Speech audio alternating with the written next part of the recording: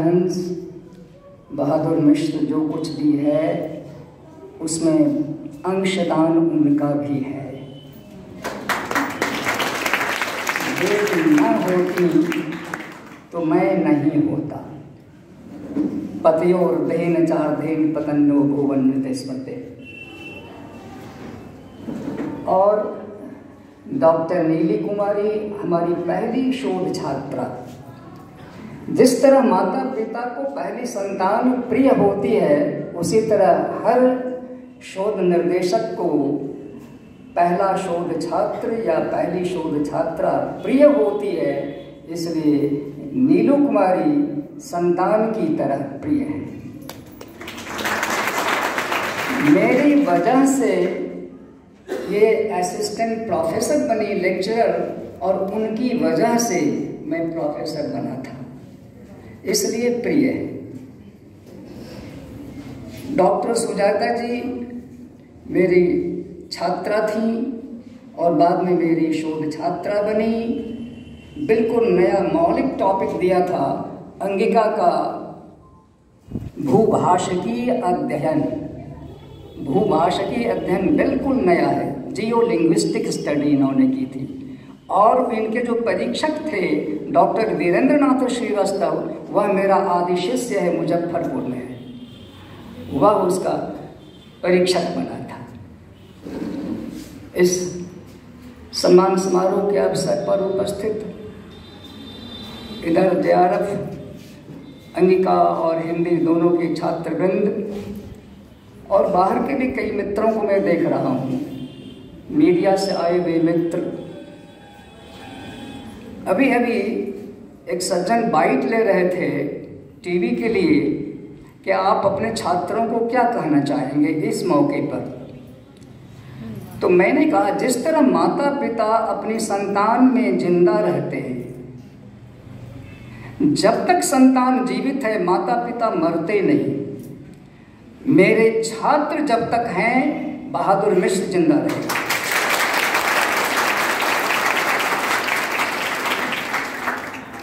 अब मरने के बाद भी मैं आपकी आंखों से देखूंगा, आपके कानों से सुनूंगा, आपके हाथों से काम करूंगा। मैंने जो आपको संस्कार दिए, मैं चाहूंगा उन संस्कारों को आप जीवंत रखेंगे। स्वाध्याय एक तप है। मेरे बेटे ने एक छोटा सा ही सही, जो मंगलवार को एक अलग से कार्यक्रम होगा, किताब आने वाली है, उसमें कुछ पंक्तियां लिखी थी। उसमें एक पंक्ति उसने लिखी कि पिता ने मुझे स्वाध्याय का संस्कार दिया। बेटी ने लिखा कि पिता मेरे लिए पिता कम गुरु अधिक थे। मैं अपने बच्चों के लिए पिता तो था ही, लेकिन मैं गुरु अधिक था। मैं उनके भविष्य को संवार रहा था। मैं अगर डांटता भी हूँ, फटकारता भी हूँ, तो कहीं न कहीं आपका हित होता है। मुझे आपसे कोई स्वार्थ नहीं है।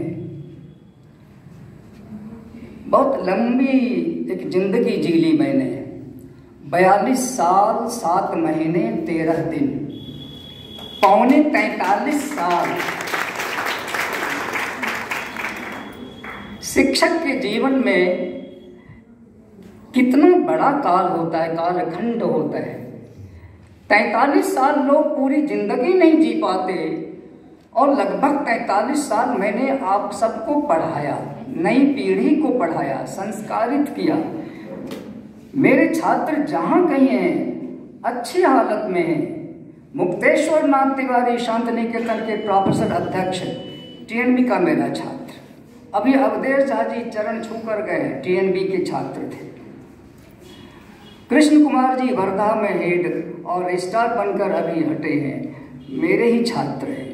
आप भारत भर में कहीं जाएंगे, जरूर मेरा न मेरा कोई छात्र आपको मिलेगा।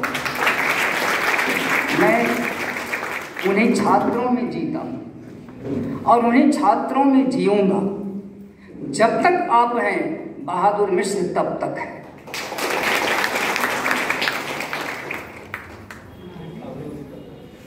'78 में MA का रिजल्ट आया, जून में, 20 जून को। और अगस्त सितंबर में पहली नियुक्ति निकली। कर्पूरी ठाकुर जी यहाँ के मुख्यमंत्री हुआ करते थे। मिथिला विश्वविद्यालय के कुलपति हुआ करते थे आदरणीय डॉक्टर एच.एन. यादव जी, बहुत अच्छे कुलपति थे। मेरी पहली नियुक्ति आर.के. कॉलेज मधुबनी में हुई, बिहार की पहली नियुक्ति। 15 नवंबर 1978 को मेरा इंटरव्यू हुआ था और 18 मार्च को बहाली हुई। मुश्किल से 5.5-6 माह तक मैं वहाँ रहा।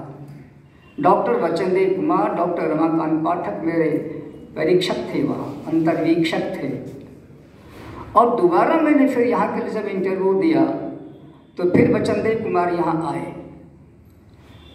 मैं खादी धोती, खादी कुर्ता, खादी की बंडी, बाएं कंधे पर बॉर्डर वाली खादी की चादर, टोपी तब भी हुआ करती थी, छोटे छोटे बाल थे और तिलक था, पीछे शिखा थी, यह लिबास था।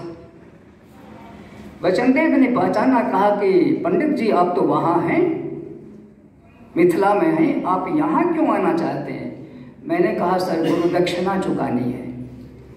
मैं भागलपुर आ रहा हूँ गुरु दक्षिणा चुकाने के लिए। मैंने यहाँ से शिक्षा ग्रहण की है, तो जब तक शिक्षा वापस न कर दूँ मैं ऋण मुक्त नहीं हो सकता।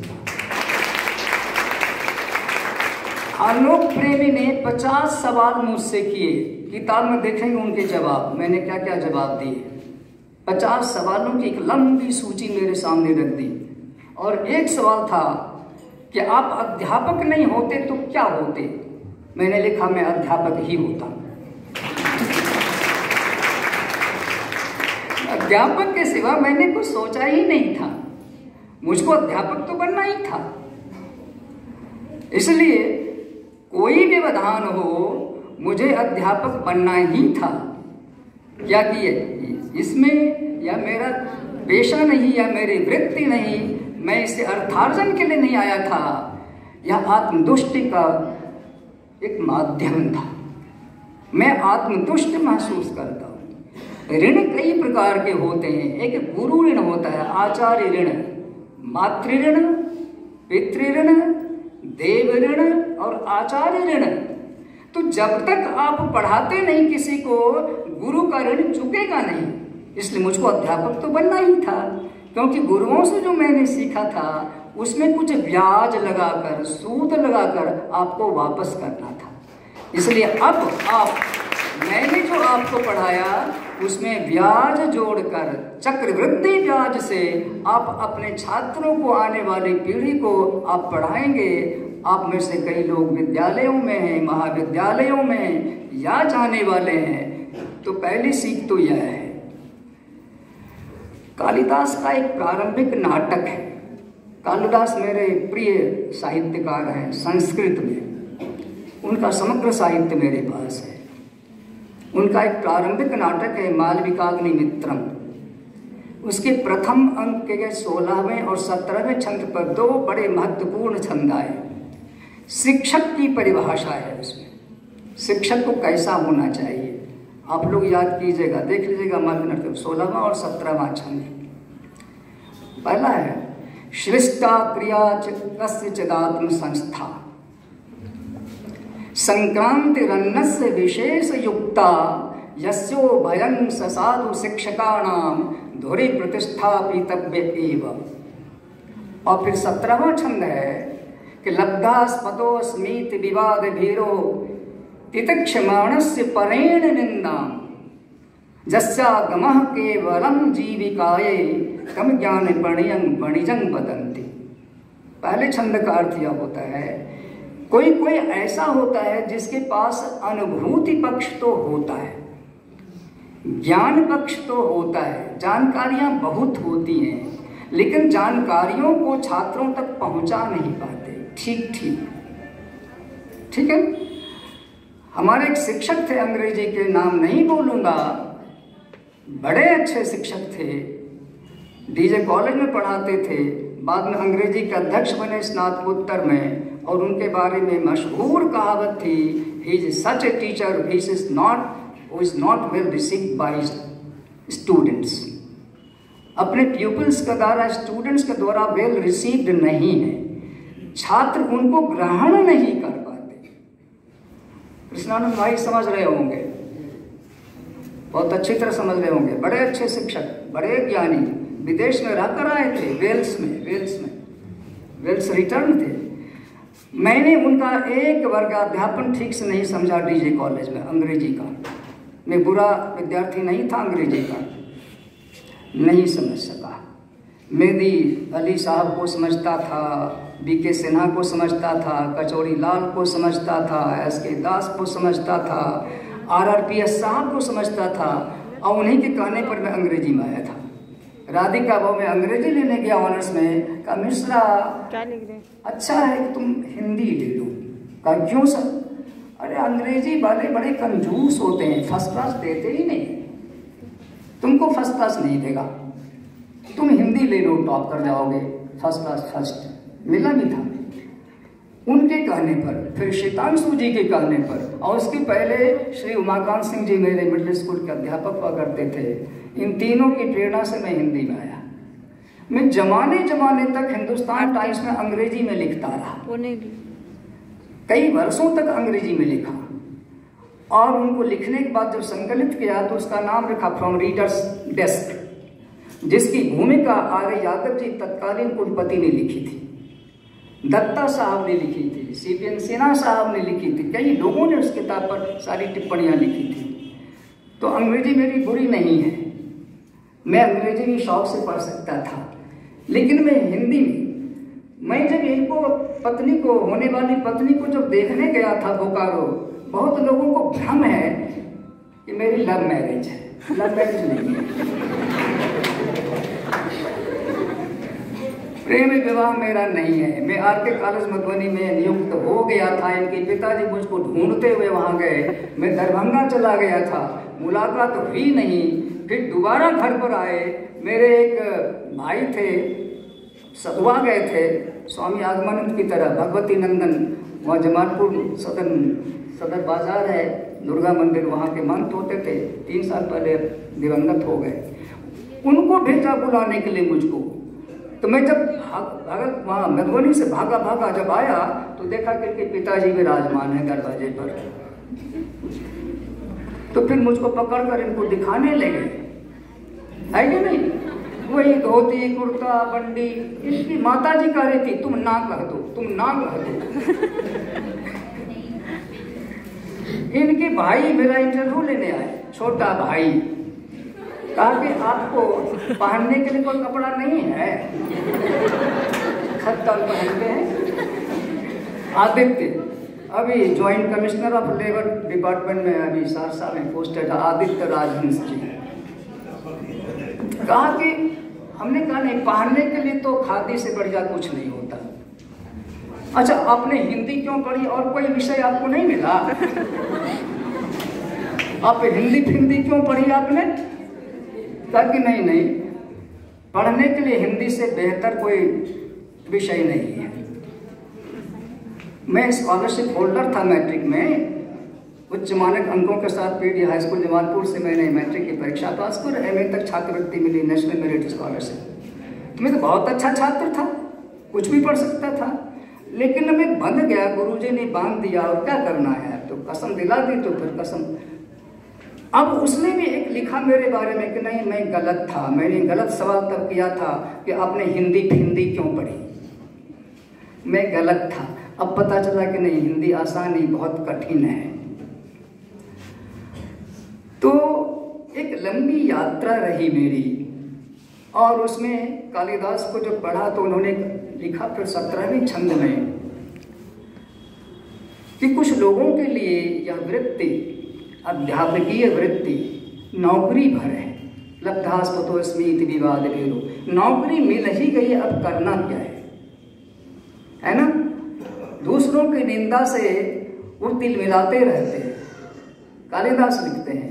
और यस्यागमः केवलं जीविकाये, जिसने उदर भरने के लिए ही, पेट भरने के लिए ही नौकरी की, अध्यापन की, उसको वणिक कहते हैं, उसको बनिया कहते हैं, उसको व्यापारी कहते हैं। बहादुर मिश्र ने जीवन में कभी ट्यूशन नहीं किया, अभाव में जीता रहा, अभाव में जीता रहा, कभी नौकरी नहीं की। इसमें मैंने ट्यूशन नहीं किया नौकरी के अलावा, मैंने कभी नोट नहीं लिखा और कभी मैंने पैसे लेकर थीसिस लिखी लिखाई नहीं। ये 3 काम मैंने नहीं किया। तो यशागन मेरे लिए जो वृत्ति है, यह मेरे लिए वृत्ति नौकरी नहीं है, यह मेरे लिए पूजा है। भागलपुर विश्वविद्यालय मेरे लिए मां है। मैंने यहीं पढ़ाई की है। जिस बेंच पर आप लोग बैठ करके पढ़ते हैं, उस बेंच पर कभी मैं था। और गुरु ऋण से मुक्त होने के लिए मैं यहाँ आया था, वरना मैं इत्मीनान से वहां रहता। मैं बाहर जा सकता था, शांत निकेतन जाने का मौका आया, छोड़ा। जेएनयू जाने का मौका मिला, मैनेजर पांडे 2 दिनों तक इंतजार करते रहे, मैं नहीं जा सका। घर ने मुझको बांध कर रख लिया। घर की जिम्मेदारी थी, भाई की जिम्मेदारी थी, भाभी की, उनके बच्चों की जिम्मेदारी थी, और मैं यहाँ रह गया, नहीं जा सका। शीतांशु जी ने अमृतसर बुलाया, तुम आ जाओ। फिर कह रहे थे कि आप निकलना चाहते हैं? कि अब नहीं निकलूंगा सर, अगर निकलना चाहते हैं तो आ जाइए, मैं बुला लेता हूँ यहाँ। मैं नहीं गया, मैं यहाँ ऋणमोचन में लगा रहा। तो मैंने ऋणमोचन किया है, अब मैं चाहूंगा कि आप ऋणमोचन करें, मेरी परंपरा को आप आगे बढ़ाएं। ठीक है ना? मैं जहां हूं, कल आप वहां होंगे, और जो काम मैंने किया, जिस पवित्र भाव से मातृवत, मां के समान मैंने अपनी संस्था की सेवा की है, और मैंने अपनी सेवा देने में कोताही नहीं की है। मेरे जीवन का हर क्षण इस संस्था के भलाई के लिए लगा रहेगा। और एक बाइट कर रहे थे कि क्या करेंगे सर लड़कों को, तो आप यह जान लीजिए, हमारी पूंजी, हमारा कल और हमारा आज आप लोग हो। मेरे दरवाजे आपके लिए खुले रहेंगे, मैं बीच बीच में आता रहूंगा। डॉक्टर शीतांशु ने मुझको बांध दिया, कहा कि अब आप फरमाइशी लेखन नहीं करेंगे। परसों एक फरमाइशी लेखन करके केरल मैंने एक लेख भेजा। उनके छोटे भाई डॉक्टर रविभूषण ने कहा कि आप सुमित्रानंदन पंत पर आप एक लेख भेज दीजिए, छायावाद पर पुस्तक आ रही है, आपका काम है इस पर। तो मैंने 1 सप्ताह तक बैठकर काम किया, और परसों मैंने ध्रुव से भिजवाया है। डॉक्टर शीतांशु कहते हैं कि आप फरमाइशी लेखन बंद कीजिए, और जितने काम अधूरे पड़े हैं संपूर्ण आप कर लीजिए। मेरे 3 कोश अधूरे हैं। श्रुति संग भिन्नार्थक कोश मेरा आधा पड़ा हुआ है, उसको पूरा करूंगा। यह कोश हिंदी में नहीं है। अनेकार्थक कोश, अनेक शब्दों का एक शब्दकोश नहीं है, वह भी आधा पड़ा हुआ है। और संख्याधारित शब्दकोश हिंदी में नहीं है, उसे पूरा करना है। ये 3 काम अधूरे पड़े हैं। भाषा विज्ञान पर 2 किताबें पढ़ी हुई हैं। भारतीय काव्य शास्त्र पर कुछ करना है, कुछ किया हुआ है, और वह किताब चलती है वर्धा में एजुकेशन विभाग में, जो लेखन मैंने किया था, तो मैं उसे पूरा करूंगा। और 2-3 किताबें अधूरी पड़ी हैं, मैं उनको संपूर्ण रूप से मैं जब संपन्न कर लूँगा। लेकिन इस बीच जब कभी अध्यक्ष याद करेंगे, मैं इनकी सेवा में उपस्थित हो जाऊंगा। और आप सबको कहीं ज़रूरत पड़े तो मैं तो फेसबुक का भी शिक्षक हूँ। एक शिक्षक तो शिक्षक ही रहता है। मैं फेसबुक पर 18 से शिक्षण कर रहा हूँ, वह तो मेरा चलता रहेगा। बहुत समस्याएं आती हैं, पूछते रहते हैं शंका समाधान के लिए, और मैं लिखता रहता हूँ। तो आपको कहीं कठिनाई हो, दिक्कत हो, रिसर्च स्कॉलर हैं, समझना बूझना हो, तो आप अपनी समस्या रख सकते हैं। मुझे यह मालूम है कि संस्कृत पढ़ाने वाला शिक्षक अब यहाँ नहीं है। एक पत्र है, संस्कृत समस्या है। भाषा विज्ञान पढ़ाने के लिए अब हमारे अनुजतुल्य दिव्यानंद जी प्रयास में, तब तक वो करेंगे। पृथ्वीराज रासो पढ़ा रहे हैं, पढ़कर कीर्तिलता पढ़ा रही हैं। सुजाता जी, कल इनके अनुरोध पर मैंने अंतिम व्याख्यान किया था कीर्तलता पर। तो ऐसी कई चीज़ें हैं कोर्स में जो मैं पढ़ा रहा था, पढ़ा सकता था, लेकिन संकट तो है। लेकिन अब अध्यक्ष आपके बड़े गतिशील हैं और आपके लिए सात्विक चिंता रखते हैं, तो सात्विक चिंता आपकी करते रहते हैं, आपकी समस्याओं का निदान करेंगे। अगर ये मेरी ज़रूरत कहीं महसूस करते हैं और याद करते हैं तो मैं इनकी सेवा में उपस्थित हो जाऊंगा।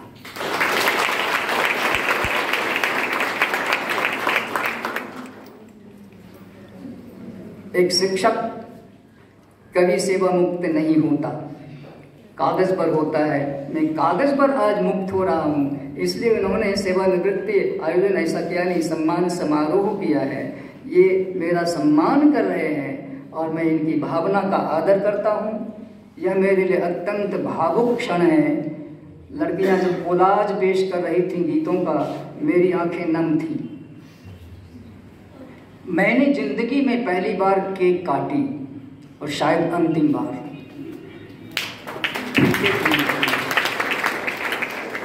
मेरा जन्मदिन किसी ने मनाया ही नहीं है अभी तक।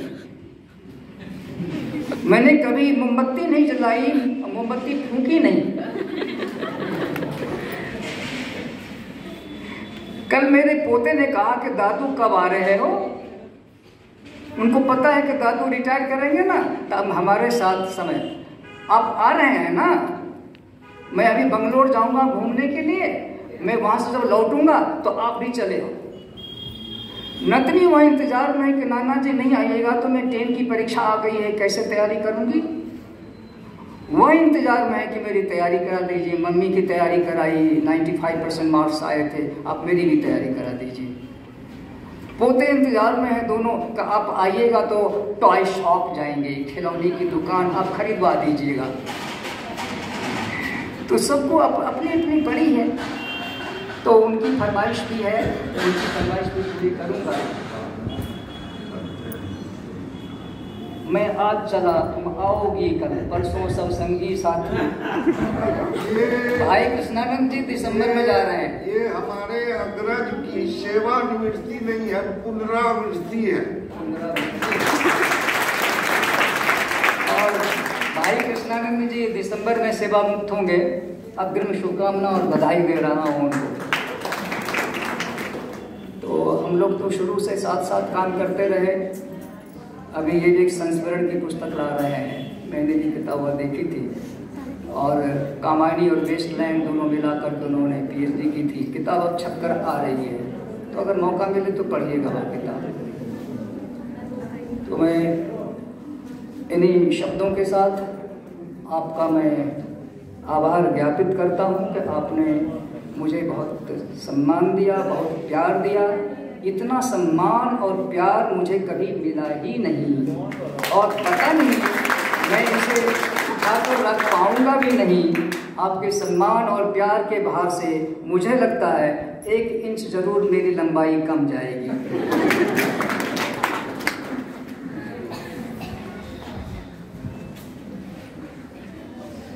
ताली बजाइए।